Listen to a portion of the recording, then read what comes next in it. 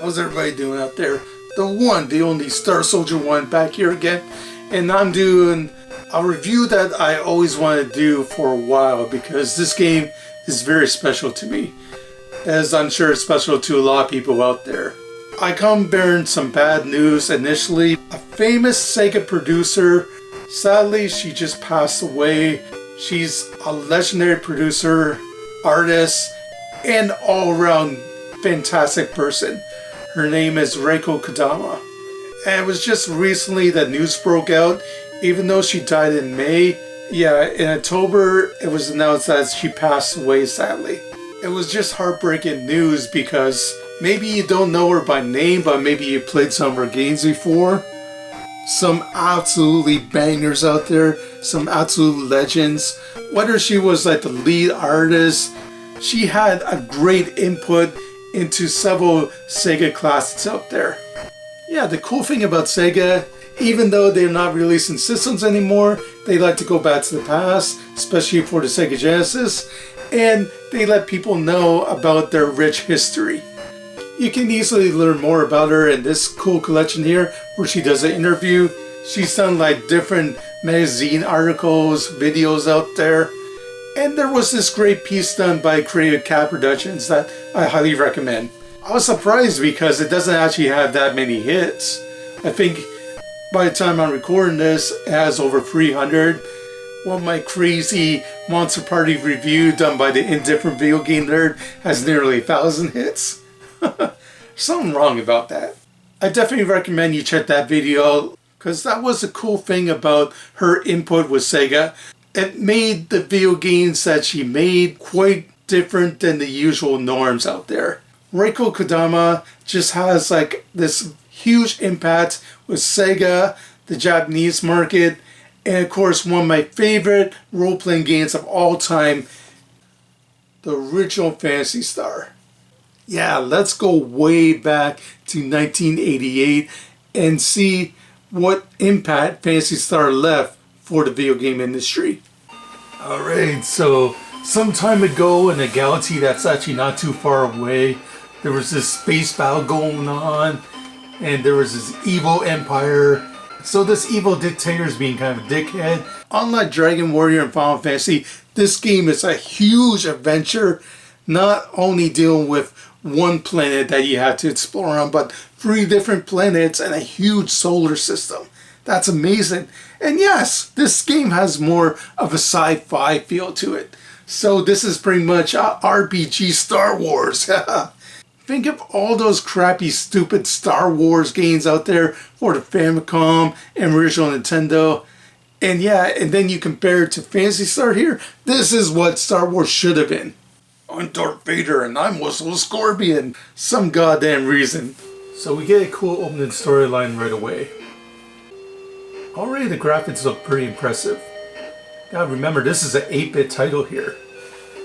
Colors are fantastic, and you can actually see the blood on this figure here.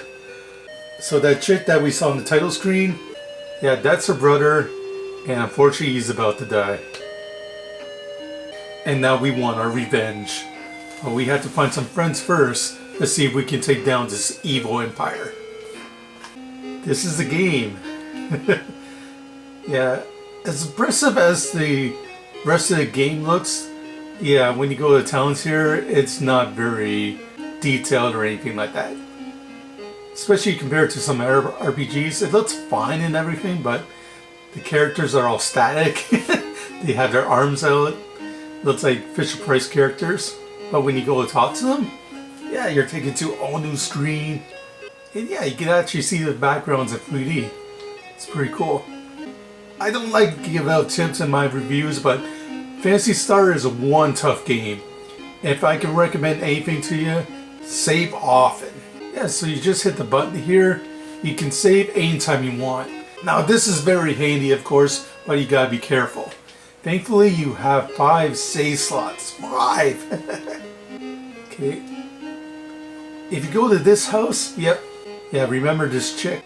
If you go to like other towns and everything, you go to refill your health and your magic, it's going to cost a lot, but if you go to her, it's all free. Oh yeah, and this is what the dungeons look like. These are amazing. I can remember playing so many 8-bit games where the dungeons look like absolute crap. But they try to show out the 3D in a way. Hey, this is 3D because, you know, we can move up and down. Look at this. This is so detailed when you go around corners, it actually animates. It doesn't do like a flash animation and boom, you're around the corner. Hell, I played other 16-bit games like Silent Debuggers on the TurboGrafx 16, and they didn't even look as 3D as this, and this is on an 8-bit console. Yeah, this is a wimpy little Z80 processor here, and it's doing some very advanced shit. Should warn you ahead of time that many of the dungeons and towers in this game are like this, and it can be very confusing to navigate, so download some maps online or get some graph paper and you should be okay. It's not too bad. And some areas are just, you know, short little rooms like this where you're pretty much in and out. But other ones could be huge sprawling mazes with 20 floors, multiple exits, multiple ways to fall down in pits. It just can be a nightmare to navigate through unless you have maps. Yeah, there's just so many things about this game that make it impressive. Like, yeah, look at the different animations in the background, all the detailed, colorful environments. You should still be very careful because if you go outside that area here, you're going to be hit by monsters right away. Yeah, and this is combat here. So yeah, just like the classic Final Fantasy Dragon Warriors of its era, this is a turn-based role-playing game. At the top, yep, if you have 2 health bars here, that means you're fighting 2 enemies. And it can go as high as 6. So good luck. Sometimes it's a good idea not to open treasure chests, especially if you're low on health, because there can be booby traps. When you kill enemies, sometimes they don't always want you to get their gold. Imagine that. Now I took a few hits. We'll go back to town here. I'll talk to my friend here. Yada yada yada. You know, fuck you. I just want health. Alright, let's get some food. And unlike other Phantasy Star games, you can actually get cola and burgers for health. Yeah! It's like I'm going to Mickey D's here, which I don't recommend. Yeah, if you're familiar with a lot of 1980s RPGs, you should know what the deal is. Yeah, you gotta build yourself up over time. You gotta equip different armor, shields. Yeah, you go to item menu, just equip it, and boom, it'll increase your stats here. Yeah, so save often, heal yourself if you're in too much trouble. Always check your stats. If you think fights are going to be too difficult, yup, hightail it out of there. Of course, there are times when, you know, the enemy won't let you escape. Yeah, look at this enemy here. I'm fighting a white dragon. I remember the tiny dragons that you actually fight in Dragon Warrior. Okay, I gotta be careful. It has a lot of health, can do massive damage. Just gotta be smart with your attacks. That's what I hate about a lot of other RPGs. It's just a flash on the screen. You don't really see what's happening. But here in Phantasy Star, it was revolutionary because when you see the attacks, it actually looks like nails are cutting through the enemy. You can actually see the gunfire from your machine gun. Yeah, I just wanted to show that off because that's such amazing artwork. Yeah, did I tell you that this game was made in 1987? This is not a 16-bit game. No, they just did such an amazing job here, you know? Phantasy Star is so ahead of its time. Alright, here I am later into the game, and yeah, you can actually get up to 4 party members. Yeah, those scorpions that were giving me a headache early on in the game, I can wipe them out no problem. Yeah! Fuck you, assholes. That animation is so cool in the background.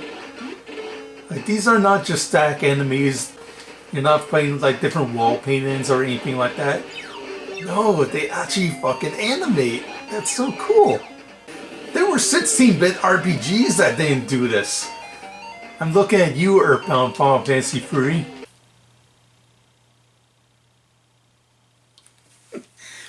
It's like you're fighting the pictures on a wall or something. Sega was ahead of the game. It wasn't until like the PlayStation era where Final Fantasy finally got some animated enemies. Yeah, you got a unique cast of characters here. So you got Liz here, she's the main chick, you know, trying to avenge her brother. You got the wizard, you got the big strong dude who's good with axes and guns. And you even got a cute little yellow creature named Meow. He's awesome. It really made Phantasy Star stand out from the pack. Yeah, that's a problem though. You walk for a little bit. Sometimes all it takes is one step. You get into another battle here. Yeah, this isn't like other Phantasy Star games where you can actually see your characters. It's all first-person battles. Yeah, you gotta think of it like Earthbound or Dragon Warrior. It's something like that. You gotta be very careful when you enter these dungeons here, especially later into the game, because you can only carry so much in your inventory. You got 3 pages to work with, but they can be filled up pretty quickly. Especially when you have some mandatory items here, like you gotta keep the road pass, the ducking key, which is the dungeon key. No, it's not Hacksaw Jim Duggan or anything. I wish it was. I like that wrestler. Oh! But anyways, yeah, you gotta keep inside the compass.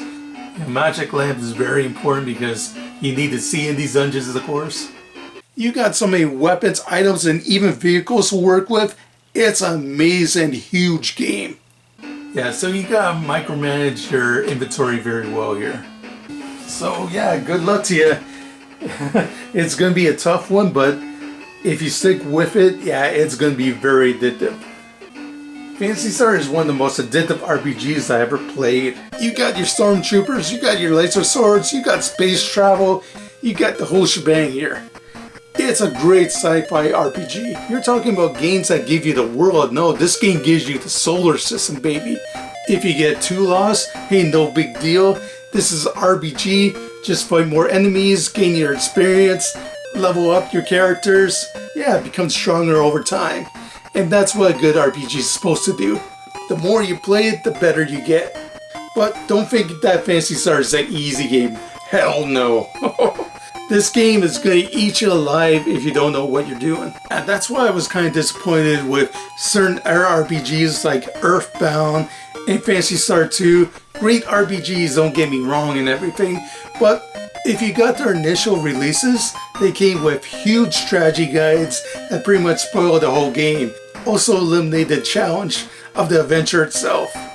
Yeah, since Nintendo waited so long to port Dragon Quest to the original 8-bit Nintendo, Phantasy Star was able to come out first, even though in Japan that was the other way around.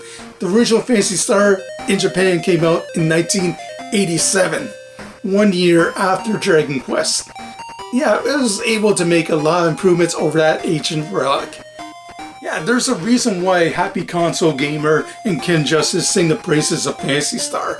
My favorite game on the Sega Master System stars a strong female protagonist, and my favorite game on the original 8-bit Nintendo has a strong female protagonist too, in the Guardian Legend. Thanks again to Joe Free. And Phantasy Star 2, even though that's a great sequel, and you can see a lot of improvements from the original Phantasy Star, especially in terms of stats and everything, the main problem with Phantasy Star 2 is that, yeah, the main character, Rolf, there's really not too much you can say about him. It's pretty much just a blank slate.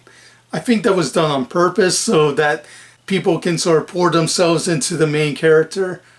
While you compare the sequels of Phantasy Star, you know, there's not really too much I can say about him. Just a dude with a sword, or in Phantasy Star 3, it's 7 dudes with swords. You got 3 different generations to deal with and multiple endings and everything. Yeah, all the main characters are generic young men with very goofy long hair. It's kind of like playing me as a protagonist. You know, not very exciting. Yeah, imagine playing my life in a video game. He's gonna drive to work today. Very excited. I was late to the party with playing a lot of Sega Master System games out there, and I remember playing this game way back in 1999. Yeah, a decade well after the game's initial release. You know, the system was cheap. A lot of the stores were getting rid of their inventory, and I was able to pick up the system for only a few bucks. But this was also during the PlayStation era. I remember me and my brother We loved the original Final Fantasy VII on the original PlayStation, and we couldn't wait to play the new Final Fantasy VIII that was coming out. And on the very same day that I got Final Fantasy VIII, I also got the original Phantasy Star here for $5. $5. I remember getting that stupid receipt for Final Fantasy VIII, and it was $80. $80 for that game. Yeah, even though Final Fantasy VIII looked amazing, had some great visuals to it, I was so fucking bored with it. It didn't feel like your traditional RPG because, yeah, your enemies actually level up with you, so what's the point of leveling up? And it has this weird junction system. You gotta draw from enemies now. It's boring. It was repetitive. I thought the different characters in it were so cookie cutter. Oh, you got this brooding male hero with this weird giant knife. Has like a gun on it. So out of the two games that I played, Final Fantasy VIII and Phantasy Star at that time, I chose Phantasy Star. I think the graphics still held up pretty well, even though it was a decade after its initial release. Yeah, where a game like Final Fantasy VIII sold well into the millions, it was a crazy hit, it was all over television. I remember seeing that stupid Charlie's Angel movie. Well, the original Phantasy Star pretty much got lost in obscurity, but I enjoyed it a hell of a lot more. Now, yeah, if you go back to it now, after playing a whole bunch of other RPGs, you may not be that impressed. And maybe you might want to try the newer versions with the built-in maps and options to change the music and everything for FM sound. That wasn't included with the original Sega Master System. So what are my final thoughts here on the original Phantasy Star? This is the showpiece of what the Sega Master System can do. Phantasy Star for original Sega Master System, it earns a 99 out of 100. Yeah, this star definitely shines pretty bright. You're going to be in for one of the greatest RPGs ever created, in my opinion. The game is that good. Yeah, thanks Rieko Kodama for tons of great games throughout history, and I just wanted to showcase some of your amazing work out there. Alright, and that's it for me. This is the one and only Star Soldier 1, baby. Over and out.